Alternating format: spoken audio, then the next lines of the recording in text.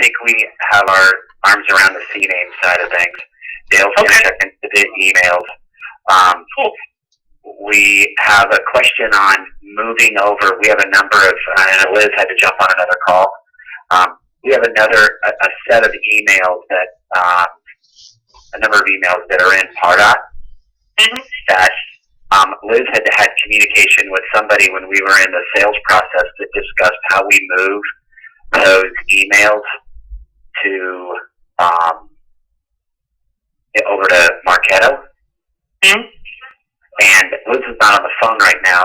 Can you give us some insight into, I think we probably got about 50 different, pre-made emails, and Aaron, you can explain the type of emails they are. How do we move that from Pardot? Do we have to rebuild each one of them? I know she's got. Well, you can.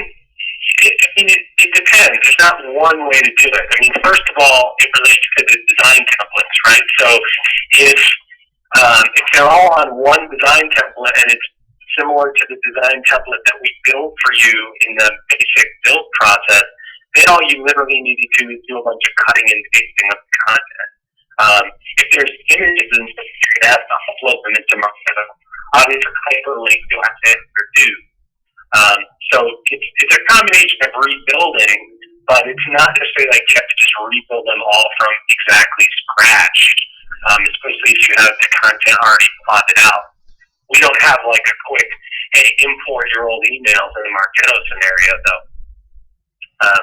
Now, if the templates are not going to work in terms of the templates that we build as part of the standard process, then you'll also have to rebuild some email templates as well, which will probably mean cutting and pasting some HTML from your old template. I don't know if we had any templates that we used over and over. I think a lot of ours were custom, built from scratch. Okay. Liz and I or as far as just copying and pasting the HTML code over and inserting new tokens for things like first names and I don't know, email addresses and stuff like that. Yeah, the only thing is you don't want to do cutting and pasting of whole HTML in emails because then it makes the email not editable going forward. If you wanted to clone it and change the stuff out, you can only do it if you have HTML kind of skill sets, and generally we want something a lot easier.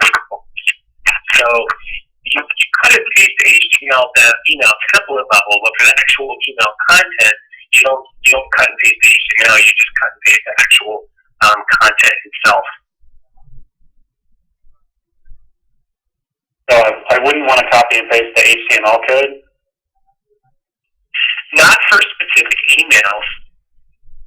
You want to do that at a template level. Okay. Well, I'm not really following that, but until I would be in both, Pardot and Marketo, it probably wouldn't make a whole lot of sense. I mean, I can program HTML without a problem, so I'm not thinking that it's going to be an issue. Okay. And then you could just cut and paste HTML as you see fit. Okay. It's not a common way that we have people do it, but if that's how you want to do it, that's totally fine. Okay. I don't think Liz and I will have a problem with that. Okay. I mean, I do it that way. What would your... Because the majority of people who send emails out of Marketo don't have HTML skills to edit emails every time they want to create a new one. So we put the HTML at the template level, and then the actual content of the email is not HTML. It's basically just content. So we don't want you to have to rely on being an HTML person every time you want to create a new email or edit an existing email. I don't think we have templates like that currently set up in Pardot. Okay, so this is pretty I get what you're saying. You build basically a frame, and then you can add, you can just type in content that goes within that frame. You can send out email after email of unique content. I don't think we have anything like that set up in Pardot. I think everything we created was customized. Yeah. So, I mean, the reason we do it this way is it makes the usability a lot easier, and then, like, someone who doesn't know HTML, like myself, could go into the system and build a new email in about 5 minutes with just the content I need and whatever hyperlinks I want to put in there. So that's why we do it that way. We're talking about it custom stuff, all the custom emails that we built. That's what we want to move. So it sounds like you want to build a bunch of email templates that then aren't really to be editable by a standard user, but can be editable by people who have HTML skills. If you want to do it that way, you can. Okay, and then moving forward, we're going to build some templates, that we can add unique content to on the fly. Yeah, and then that would be the way to do it. And the templates that we're going to build for you aren't going to be that way. They're going to be standard HTML templates, and you can build the emails on top of them. Okay, gotcha. Cool. And if in part of the consulting time you want to spend some time looking at how to do that, we can. I mean, it's your time. You can use it as you see fit. So that will be the next thing that we'll have to do. Hopefully, we get these the landing pages and the cnames put together.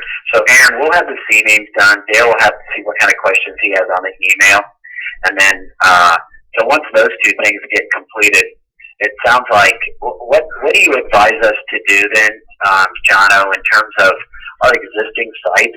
We have a number of forms that get used literally every day by some people that are in our existing site. Talk to us about the transition process there so we don't screw that up and make everything. Yeah, the only problem is I have another call that I got to jump off, so I don't have a lot of time to talk about this right now.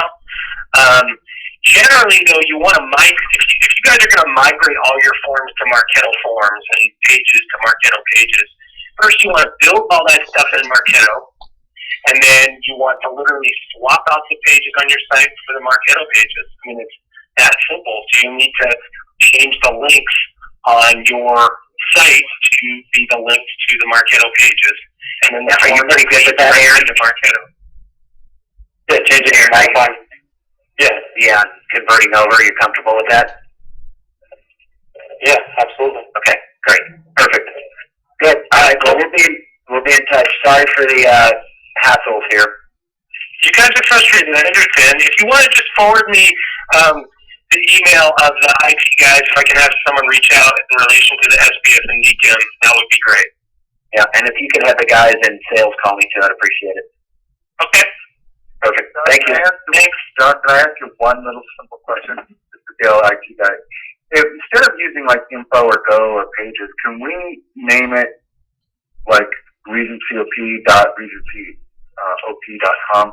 That way, when we're working on a sheet, we're not confused by one info from .pinnacle.com or info at regencyoffisparts.com. You know what I mean? Can we name it whatever we want to name it?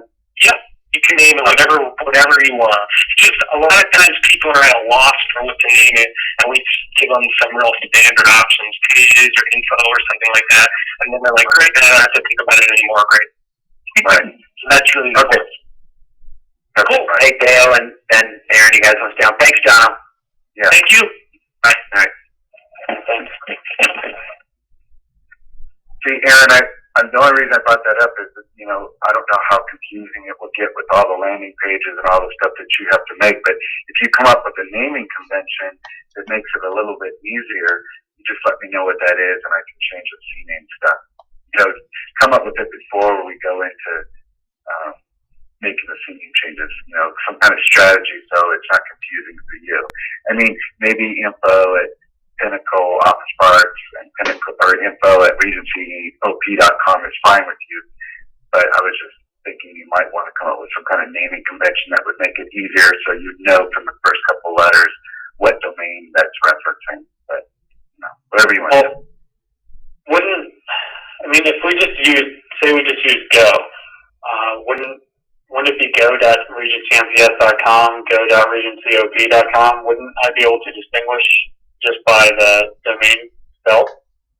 Yeah, you will. You will. I was just thinking, it might be easier if you could put the name in front of, but, if you just want to use Go and the domain suffix, that's not a problem. We can do that. But just fill out the form of how you want all your landing pages and how you want all that stuff done in that simple sheet you had there, of what you decide you're going to go with that stuff, and I'll make all the DNS changes. But as far as DNS changes for Regency Office Parts, we have to be able to have access to that. I have Pinnacle, Regency OP, and then if you send me the GoDaddy, I'll have the MPS. I'm going to send you to GoDaddy. And I think we also have access to the regencyofficeproducts.com. I think at one point Bert Davis gave it to us. Because that's how the people from Pardot were able to go in then and change the cname records. So I can forward you that information as well. Okay, that'd be great. And then what are we doing? Are we doing Reg Print or any of the other ones? Just give me a list of all the ones we're doing too, the domains. So I have a list of the domains and passwords and access to the ones I don't have, and I can make the changes once you give me what you want to go with all those. Well, doesn't Reach Print just forward to regencyofficeproducts.com? Well, it does as far as mail. I don't know if it does as, look at Reg Print. I don't know where that domain goes to. Checking right now. I thought it had in the past. No, it doesn't go anywhere. Yeah, it doesn't go anywhere. There is no website. Yeah. What, Reach Print? Yeah. Oh, no, it's to Regency Office Products. If you type in the www, it goes to it.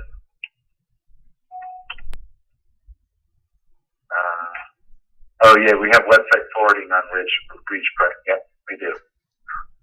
Hey, Dale, can you see my screen? Yeah. Come back to it. Yep. Okay, so here's this email I got from the guy, Patrick, from GA Communications. Mm-hmm. And you can read it.